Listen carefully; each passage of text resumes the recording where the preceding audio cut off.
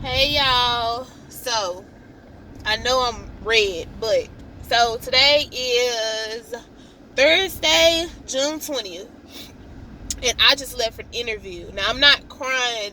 Most people wouldn't understand this, but I'm documenting this because deep down or somewhere out there in the world, whether it's 10, 5, 3 months, 3 weeks, 2 days, somebody need to hear this. So it's just a quick little testimony. Like I told y'all, I'm Christian. Pentecostal. So I believe in testifying, I believe in the power of God, and I believe in the power of prayer. So I just left a job interview. I've been going on interviews for the past couple of months or so, sparingly here and there. Haven't really been documenting them because I'm like, they kind of probably gonna lead to their end. So I really haven't documented. I may have documented one or two, but I'm not sure. Anyway, I had some stuff before God that I wanted to get done. And the stuff that I had before God, it didn't go the way I expected it. Last May, if I'm not mistaken, last May, I did one of my friend's bridal party makeup. And so therefore it required me to take off the job that I was at. The supervisor already had some stuff against me, really didn't care for me, which was fine because one thing my dad and my mama taught us as children is that no matter where you work at, you can't expect everybody to like you. It's always going to be somebody there that does not like you for some reason out of your control. So, I took everything they threw at me. Her wedding was on a Saturday. I came in at Monday. He literally allowed me to work for almost 30 minutes. Clocked in, got there on time. I'm in there tripping and laughing with my co-workers, lab coat, everything on, shrubs, everything.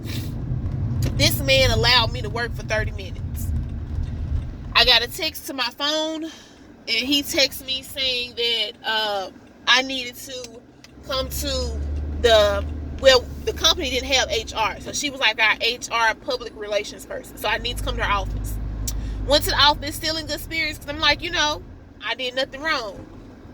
So the first thing came in his mouth was all these different accusations that I knew weren't true and everything. And deep down inside, y'all, the angel in me, I wanted to go back and forth with him and argue with him.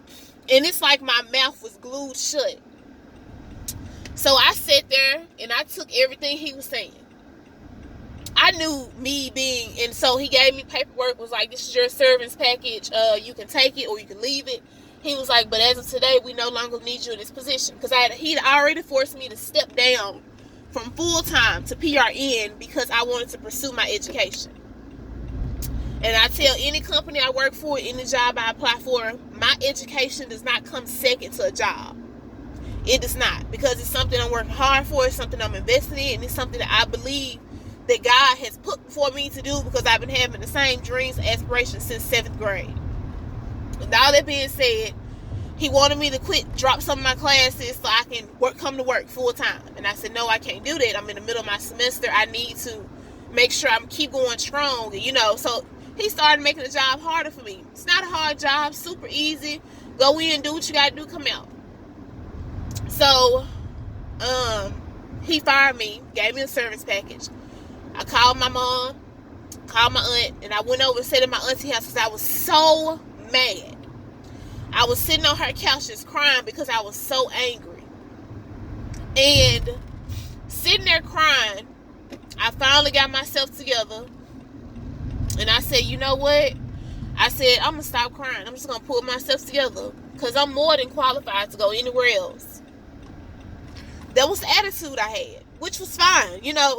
Have confidence in yourself and your abilities. I was like, because if God closed the door to me, he got a bigger one he can open for me. So time went on and I started applying for different jobs, and I kept applying and I kept applying. I kept getting no after no after no. Fast food places started turning me down. Walmart. Y'all know Walmart and Sam's hire everybody. Walmart, Sam's, FedEx. Anybody in Memphis know FedEx hire anybody. Everybody started turning me down. And I was like, okay, God. I was like, well, maybe it's not meant for me to be in these places. Maybe I need to look somewhere else. So time has gone past. And like I said in another video, I don't know if I cut that clip out or not, but I was in a point in my life where, come on, Carstar, what are you doing? I was in a point in my life where I was looking at my friends and I was saying, well, they getting married, they doing this, they traveling, and et cetera, and blah, blah, blah. And here I am, jobless. 24 years old, depending on my parents to help pay the small bills I do have. They taking care of my car insurance, also, which I'm so grateful for my parents. And it's no fault to them, not saying it's a bad thing they were doing. It's because most people don't have this support system. That's why I say all the time, I have the best support system in the world. Not just extended family, but my immediate family in my household. So I started Ubering. I was like, this is going to be my new thing. I'm an Uber. Was doing good with Uber Eats. I'm going to let y'all know. Don't knock Uber Eats. Don't knock Uber and none of that, because you make good money, good tips, all that.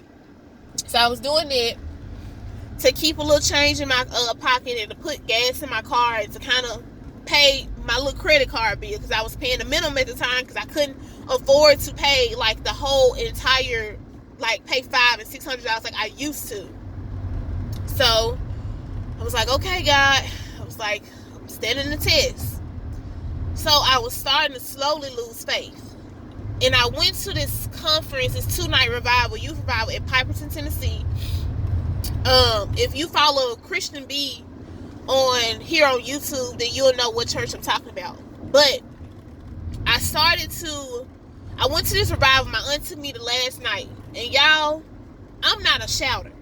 I didn't think I was a shouter. But I do praise God in my own different, like I praise him, like the typical people, hey, hallelujah, you wave your hands up.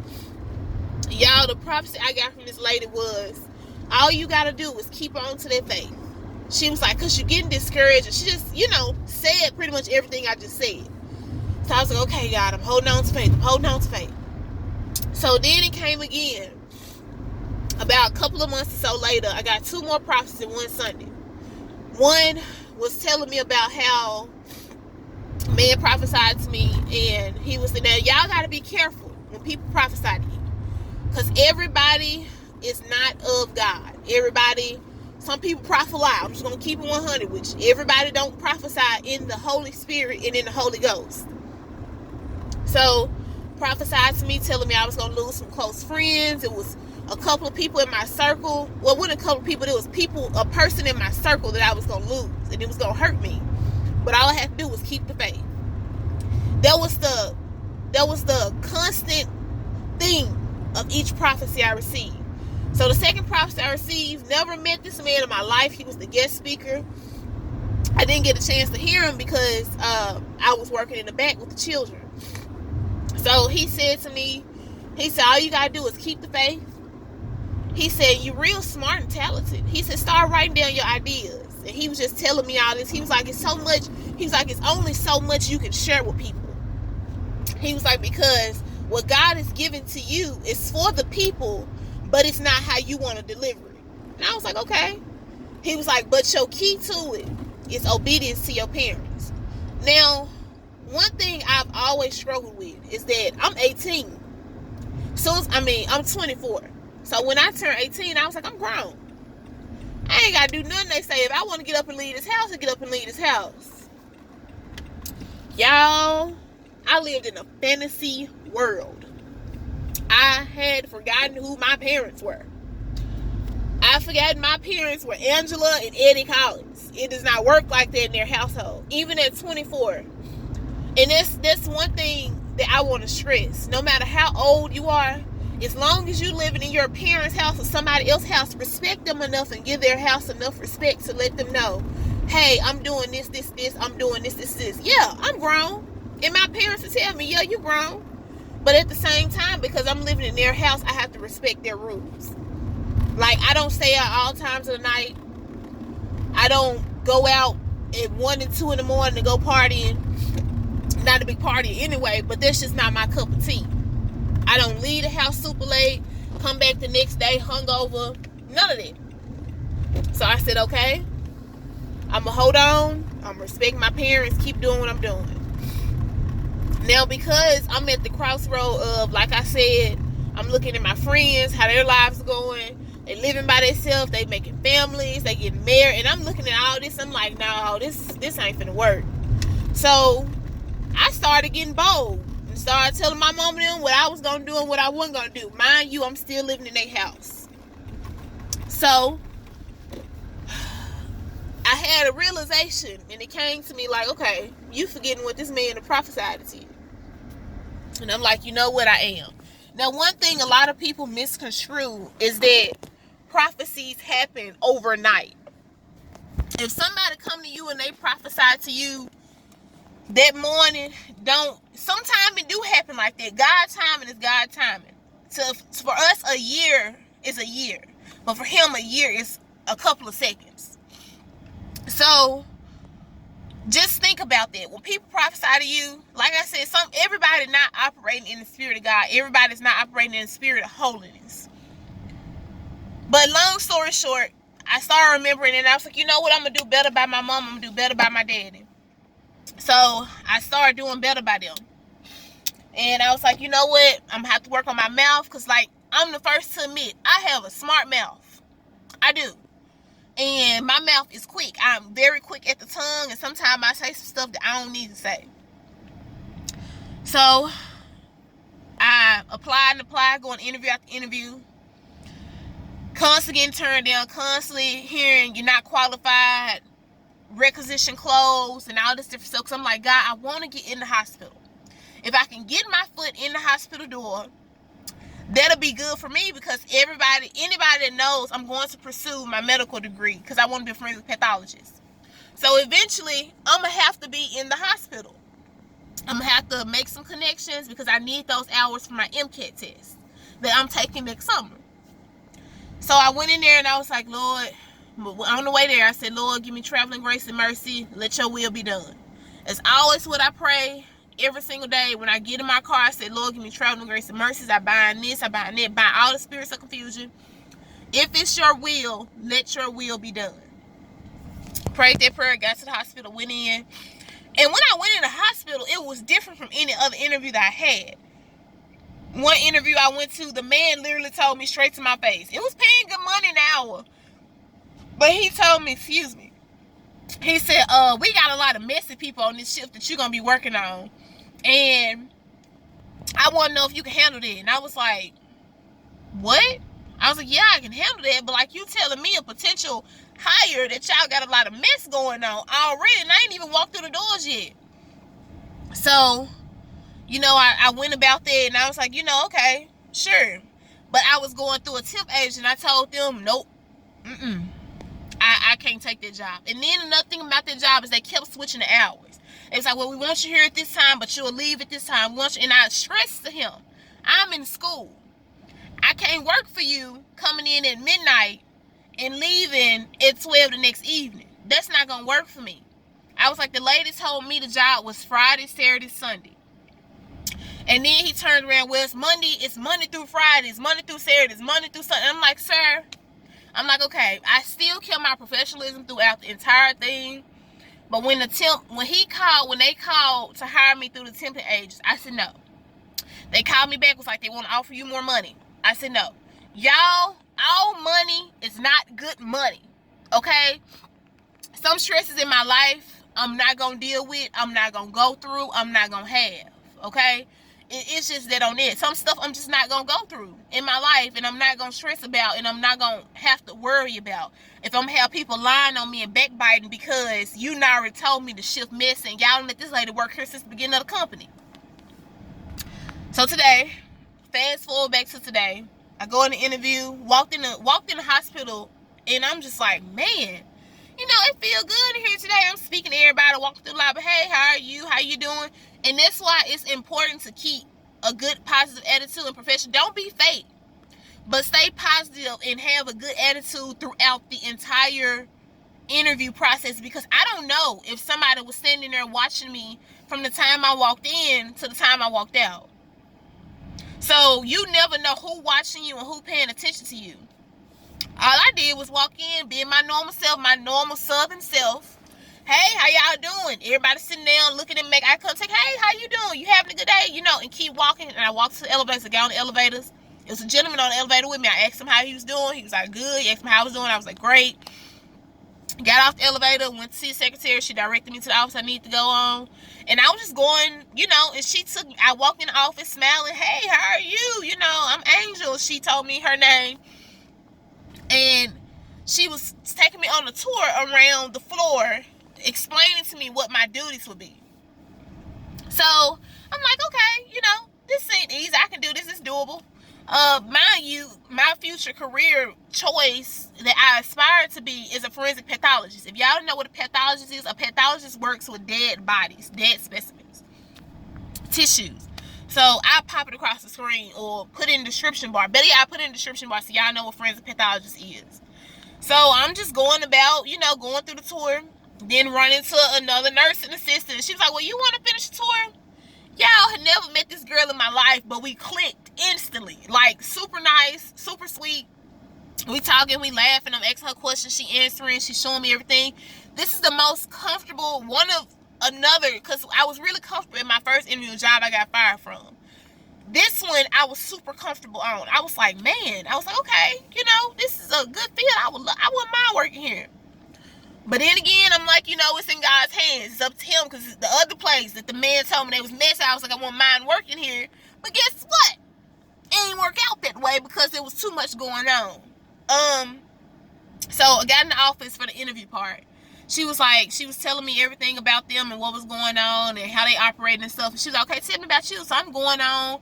And I had gotten to the point where I said, God, you know, I'm going to tell about my accolades. And I'm going to tell about everything I've accomplished, because I have 2 degrees. Most people can't say they got 1. I'm working on my 3rd. Then I'm going to my 4th, my 5th, and my 6th. So I'm working towards and I have all these different accolades and I have all this different experience and different avenues of life. Whether I'm actually planning on working it or not, why not tell it? So I'm going on telling her how I help my mama work with older people, and how my mama's not a CNA, but you know, that's what she does. And she stopped me. She said, do you have your CNA license? Certified Nursing Assistant is what it stands for. And I looked at her and I looked at the nurse and no ma'am. She said, oh my God, you have to have a CNA license to work here. And instantly, my heart broke. I was like, well, I put it on my application that I didn't have the CNA license. I was like, but I applied out of faith. Exactly what I told him. I said, I put no, but I applied out of faith. I said, so when you called me, it shocked me, because I was not expecting you to call me, because I didn't have this particular license that was necessary. Now, y'all, this license was a necessity, is a necessity to work at this hospital.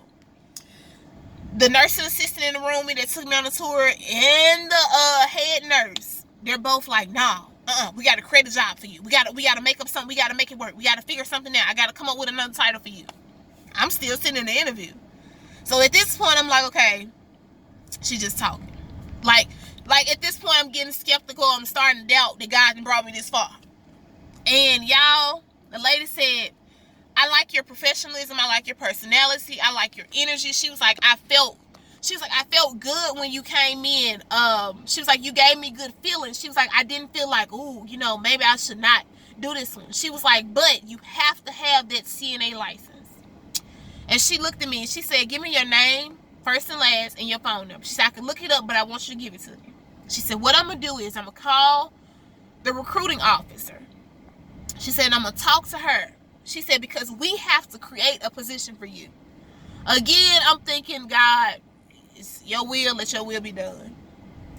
Y'all, I pull out the hospital parking lot at 10:27. I talked to my mama till about 10:29, telling her what happened, what's going on.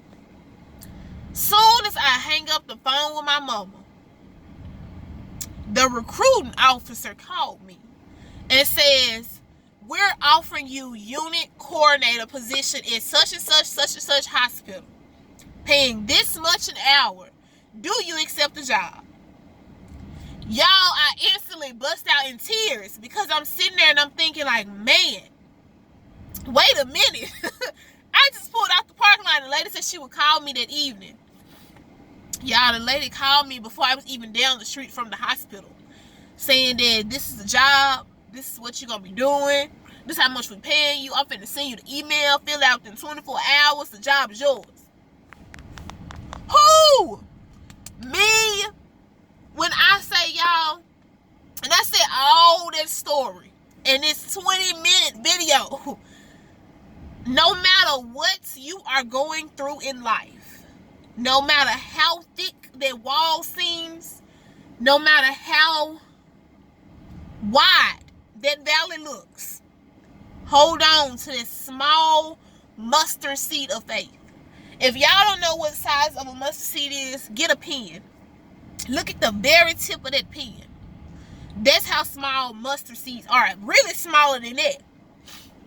If you got that small bit of faith, y'all, just that little incy beatsy teeny weeny. Y'all know that emoji that is the okay sign, but his finger's not really touching, but you gotta really zoom in to see how much faith. Keep that much faith. Just a tad bit, just a little drop.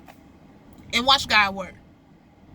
Y'all, when I say I'm so blessed, God's blessings on my life, and I'm not ashamed to put it out there in the world. Blessed and highly favored. Okay? But anyway, y'all let me know about some stories where y'all have been blessed and highly favored. Leave it in the description, not the description bar. Leave in the comment section down below. But I thank y'all for watching. I thank y'all for listening to me. I thank y'all for listening to my testimony, because that's what it was from the mountaintops. I ain't ashamed to say it. But yeah, y'all like this video, subscribe, cut your bell notification on, share it, put it out there for the world to see. Comment, leave comments, share it with your cousin, your auntie, your baby mama, your sister, them, your co-workers, your church members, because church members like to be nosy. They want to hear this testimony. Church members love testimonies, y'all. Send this to them so they can subscribe. Your hood rat friends, they may need a little faith, they need a little encouragement. Send it to them. Okay. I can't do it right there. But okay, y'all. I love y'all for watching. Thank you for watching. And remember to always be true to you.